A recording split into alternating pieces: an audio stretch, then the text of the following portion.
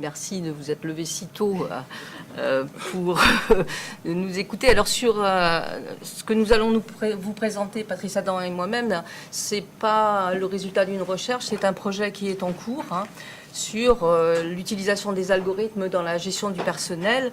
Alors on est parti d'un constat qui est le suivant. Il y a dans beaucoup de pays beaucoup de débats, beaucoup de rapports, beaucoup d'écrits et bon, on est quand même à Montréal et le Québec, c'est quand même le centre du monde de l'intelligence artificielle. Donc, c'est évidemment un projet qui sera relié au CRIMT.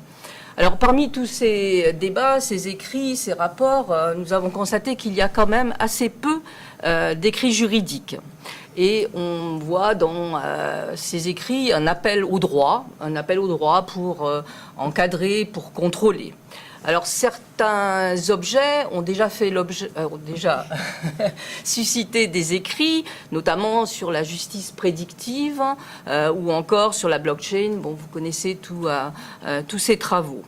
Pour ce qui concerne le droit du travail, il y a assez peu de choses. Alors ce qu'on peut constater, c'est que traditionnellement, depuis déjà même décennies, nous avons des réflexions sur le droit du travail et ce qu'on appelait autrefois les nouvelles technologies de l'information et de la communication, autour de questions juridiques classiques, le secret des correspondances, y compris sur les courriels, comme on dit à Montréal, ou encore la protection de la vie privée et des données personnelles, ou, dernier exemple, la frontière entre la vie personnelle et la vie professionnelle. Aussi beaucoup de choses sur le contrôle et la surveillance des salariés. Et puis plus récemment, il y a tous les travaux qui sont en cours, y compris au CRIMT, sur la question des plateformes, autour de qu'est-ce que c'est que la subordination, qu'est-ce que c'est que le salariat, quelle est la figure de l'employeur. Alors, nous sommes, Patrice et moi, membres de l'Association française de droit du travail et de la sécurité sociale, donc la FDT, et nous avons été sollicités il y a quelque temps par une instance française nationale qui est la Commission nationale informatique et liberté, qui est une instance assez centrale en France, qui a fait un appel en disant « Nous avons des difficultés à cerner l'utilisation des algorithmes dans les différents secteurs de la vie sociale, l'éducation, la santé, le travail ».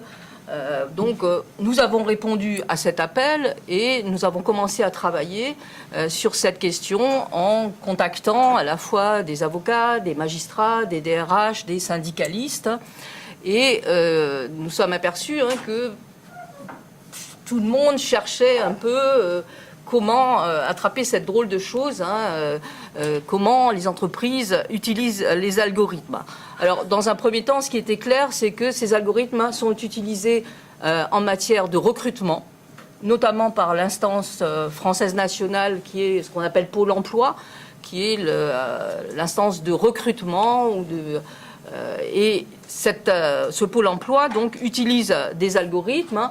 On s'est aperçu aussi que dans les entreprises, de manière plus ou moins confidentielle, des algorithmes étaient utilisés pour, alors pas officiellement pour surveiller les salariés, mais quand même pour les évaluer, pour les susciter des objectifs de formation ou de mobilité. Tout cela dans un flou.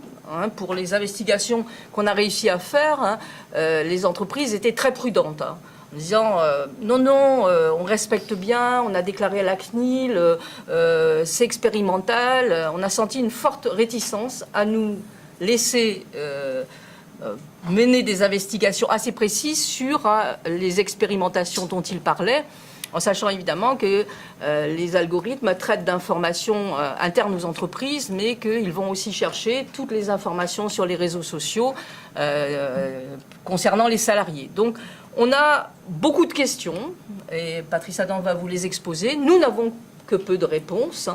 On part quand même d'une hypothèse où on va essayer de contrôler. Est-ce que les outils juridiques classiques que nous connaissons, alors à la fois en droit national, en droit européen, en droit international, suffisent à répondre aux nouvelles questions quand même qui sont posées par l'utilisation des algorithmes dans la gestion du personnel, ou faut-il inventer autre chose pour encadrer l'utilisation de ces instruments?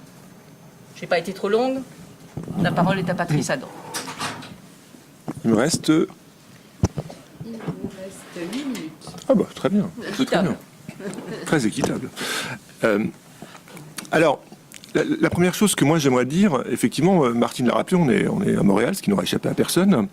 La déclaration de Montréal sur l'IA responsable, je crois, est lancée en décembre 2018. Et en fait, ça m'inspire une première réflexion, c'est-à-dire que c'est un petit peu comme les déclarations de droits de l'homme, c'est-à-dire que plus elles se multiplient, plus on peut s'en féliciter, ou plus on peut se dire que si on a besoin de tant de déclarations, c'est parce qu'en réalité, dans la pratique, les droits de l'homme sont l'objet de violations.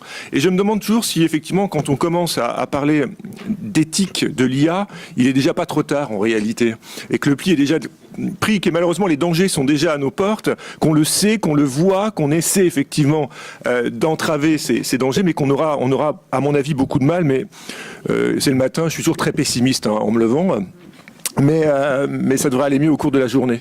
Bon, d'autant que je dis ça devant Martine, qui est également, en plus d'être président de la FDT, qui est également membre du Comité national d'éthique, qui est une instance extrêmement importante en France sur l'éthique. Mais voilà, j'ai toujours un peu peur que les dérives qu'on ne manquera pas de constater soient déjà lancées. Alors oui, nous on en est au stade des questions. Vous l'avez très bien compris. Martine l'a très bien dit, et pas vraiment au stade des réponses. Alors notre problématique, elle est quand même très clairement une problématique qu'on souhaite être juridique. C'est-à-dire que le problème de la question de la gestion algorithmique du personnel, c'est d'abord que pour un juriste lambda comme nous sommes, je ne parle pas de vous, mais pour nous, c'est qu'effectivement, il faut déjà comprendre, il faut déjà rentrer dans l'intimité des dispositifs techniques, et c'est franchement pas facile. Comprendre effectivement les différentes sortes d'IA, comprendre effectivement les différents types d'algorithmes, que tout ne fonctionne pas exactement de la même manière, et que donc les dangers sont pas tout à fait toujours les mêmes. Alors, les juristes français se sont posés des questions, mais pas vraiment au droit du travail pour le moment. C'est-à-dire que c'est plutôt le droit de la concurrence qui a été concerné. Par exemple, sur la question des algorithmes de prix et sur la question effectivement de la possibilité par le biais d'algorithmes de prix de créer des distorsions du marché avec éventuellement des positions dominantes ou des ententes illicites. Mais c'est vrai que les juristes du travail sont restés, en France, sont restés plutôt sur des choses très classiques et déjà très vieilles. Le contrôle des mails, le contrôle des disques durs par l'employeur. Vous voyez, on est très là-dessus finalement. Et quand on parle de gestion algorithmique du personnel, on nous regarde souvent avec des gros yeux en disant « mais ceux-là, ils sont complètement fous. De quoi vous nous parlez ?» Or, on sait pourtant aujourd'hui, enfin je crois, que les RH Analytics, c'est-à-dire que de plus en plus, vous avez une mobilisation du big data dans la gestion du personnel. Alors on l'a dit, que ça soit pour le recrutement, mais que ça soit aussi pour les politiques de promotion, les politiques de mutation, les constitutions d'équipes, mais aussi pour les questions de santé du personnel, avec d'ailleurs des rapports avec la médecine du travail qui peuvent poser un certain nombre de difficultés. Et donc l'entreprise est un lieu où l'on collecte, et c'est une banalité totale, mais c'est un lieu où l'on collecte, où on amasse un nombre de données produites par les salariés qui est tout à fait considérable et qui va aller en s'accroissant évidemment avec l'utilisation sans doute de plus en plus massive des objets connectés. Donc, ces questions, enfin, cette situation que tout le monde connaît pose des questions. Mais encore une fois, nous, on tient à ce que notre réflexion soit juridique. Alors, ça pose peut-être des problèmes épistémologiques. 5 minutes, ah oui, d'accord. Ah oui, j'ai toujours pas commencé mes questions. Donc, bon, mais oui, bon, donc voilà. Donc les questions qu'on se pose ne sont pas des questions qui sont d'ordre...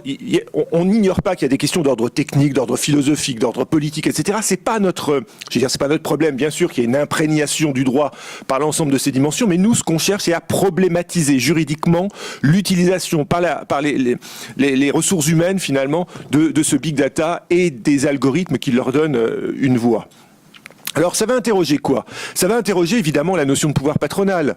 Qu'est-ce que c'est que le pouvoir patronal au temps de l'algorithme? Qu'est-ce que ça veut dire finalement? Ce pouvoir qui a été en France conçu de façon somme toute assez hiérarchisée, dans le cadre d'un rapport dominant-dominé, évidemment se transforme par le biais d'un contrôle qui est beaucoup plus diffus à travers effectivement la collecte de la donnée. Et donc on voit bien que la surveillance, qui était une surveillance de haut en bas, devient une surveillance, j'allais dire, circulaire, horizontale, qui pose effectivement de nouveaux problèmes, dont la question effectivement de la subordination. L'algorithme reposera évidemment la question classique que se posent les juristes de la subordination. Mais c'est aussi la question de la mobilisation de la dignité humaine.